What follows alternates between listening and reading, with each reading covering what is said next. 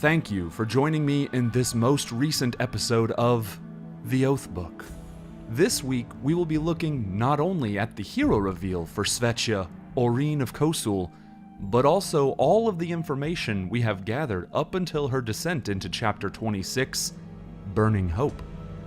A harrowing tale of betrayal, desperation, loss, and renewed vigor as we follow along in one of the most violent series of events in the game's story so far.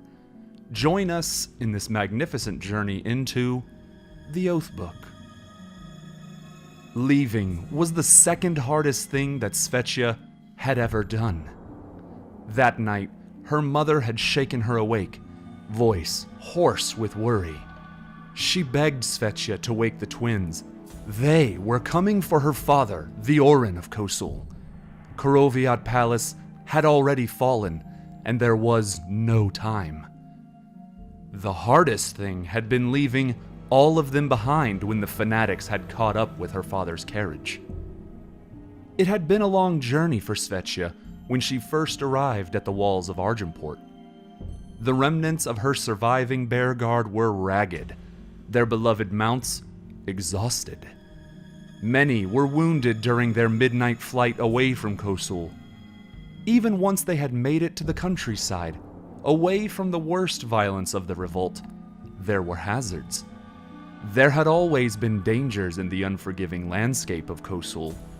Before the usurper struck, this had made the true Orene proud. He had told Svetya that Kosul's people were hardy. They had no choice. He made sure to show her that Kosul was strong, not because of treaties or trade, but because its peoples were its heart. And they were stubborn and tough. When Svetya arrived, she saw that there were people of Kosul in Argenport and the surrounding lands. Some were just passing through, others were building a life on trade and skills. Svetya hoped her countrymen still recognized the crown and were too far removed from the fervor that had swept her homeland and killed her family. She was happy to see them thrive, no matter how they had done it. But she did not come to Argenport for them. Long ago, her grandmother had signed a treaty, an oath of friendship and assistance between two noble powers. Her father had warned her that once she herself became Orene of Kosul, she would have to honor this treaty as well. Svetya was committed to making sure the leaders of Argenport were told the same.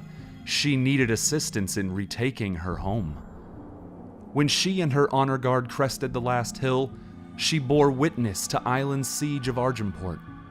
While her heart sank, all she could do was rally them onward. She restoked their vigor with tales of her line's own honor and spurred them toward the city anyway. Svetya and her honor guard could not enter Argenport. The gates were barred and the walls were patrolled heavily by the fabled winged guardians of the city. All they could do was watch. Watch as men and beasts, berserkers and monsters tore into the city gates, trying to pour in through any weakness. Watch as those same hordes were driven back, their lines broken by winged fury and barricades of steel and resolve. Watch as their leader, a great serpent rider, rallied her forces once more after meeting with a ragged wanderer. And watch as the second assault tore the ancient barriers from their hinges and set the streets ablaze.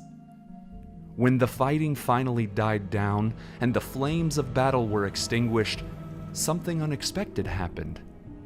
The gates were opened, caravans were allowed to enter.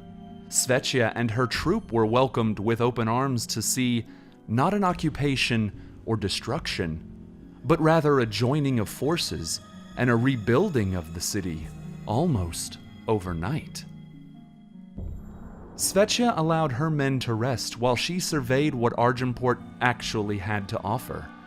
She journeyed through the markets to see merchants selling arms and armor, wings and blades, curios from distant lands, and even traders in familiar garb, selling wares she had never laid eyes upon before. She waited, not long, but long enough for the city to get its own bearings before she asked for it to honor the codes of the past. Before she could make her move, a man came into town. She watched, along with a crowded square, as he challenged the queen for the throne. She would quickly learn that honor was not lost in Argenport, because before all of the peoples in attendance, the Clan Mother Island would accept this contest without question. Svetya was nobility, her line unquestioned, so she was able to attend this birthright challenge. She watched as mother and bastard son fought tooth and nail, or rather, blade and barrel, for the right to sit upon the fabled eternal throne. Svetya did not care. This squabble would show her who would be by her side when Kosul was to be retaken. But it was not meant to be. Before a victor could be crowned, a woman of great power shook the throne room and halted the royal combat before it could be resolved. Before Svetya could even react, the traveler was gone, only leaving behind the shock and awe of the silent room. Even before the queen and the prince could catch their breath, Svetya struck. She addressed them as the rightful Orene of Kosul and told them of the coup that had killed her family. Though she was rejected due to the royal family's own troubles, she was promised an audience once they had returned. That time has come in most recent chapters. Svetya found herself before the triumvirate and made her case. Before she could finish, the usurper and tyrant that had had her family and closest allies slaughtered declared his claim to the crown of Kosul. With this new information, the triumvirate had no choice in their eyes but to deny Svetya's request at the risk of all-out war. A war that the still recovering city could not afford. They offered her asylum in the city, and as the newly acknowledged Orene exited with haste to return to Kosul, Svetya would not wait long. Whispers of an uprising soon reached her, and a burning hope surged within her that the hardy and stubborn people of Kosul, those loyal to what her father had embodied, were mounting their own offensive to take back the cold lands that they called home. We hope that you have enjoyed this episode of The Oathbook. It is brought to you by two very important groups. Inked Gaming continues to support us and the stories we tell, and they can support you as well. Visit them at inkedgaming.com and use code TRS12 to get 12% off of all of your playmats, bags, and maps to play your games with your style. Potentially even more important is the support from viewers like you. Whether you are a producer or an executive producer through our Patreon, a commenter or subscriber on our YouTube, or even just a casual viewer and participant in discussions on Twitter, Discord, or Reddit, we would not be here without you, your interest, or your support. What does the future hold for Svetya, for Kosul, and even the whole of Myria and beyond? Find out next time on The Oathbook.